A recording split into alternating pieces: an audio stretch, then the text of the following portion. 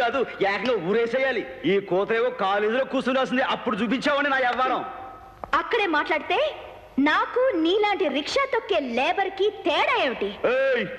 Jackie పగిలిపోద్దామనుకున్నావా ఏంటి? లేబరుడు లేబరుడు అని తెగ నిలుగుతున్నావు.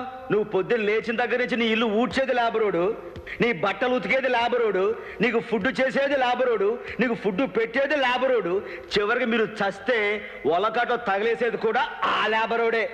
మీరు లేకపోయినా లేబరోడు బతకగలడు, కానీ లేబరోడు లేదంటే మీ బతుకులు ఇంచు కూడా కదలవు. అది లేబరోడి పవర్ అంటే. ఆయన నాలాంటి ఎడ్యుకేటెడ్కి నీలాంటి వాళ్ళతో మాట్లాడేంటి? అవతల రావు కాలు వచ్చే టైం అయింది. నా పేమెంట్ నాకు ఇచ్చేయి. ఇస్తాను. 3000 ఏంటి, 3 లక్షలు ఇస్తాను. ఇవ్వడానికేగా నేను ఇక్కడికి రమ్మంది. ఇవ్వద్రా? అమ్మ నా జాకి, అప్పుడెప్పుడో తెల్లోళ్ళ దగ్గర తెలివి ఉందని విన్నాను. నీ ఎర్ర తొలికి తెలివి వచ్చిందా? కాసుకోండి నా వాస్కోడి గామా, మరో స్వతంత్ర పోరాటం.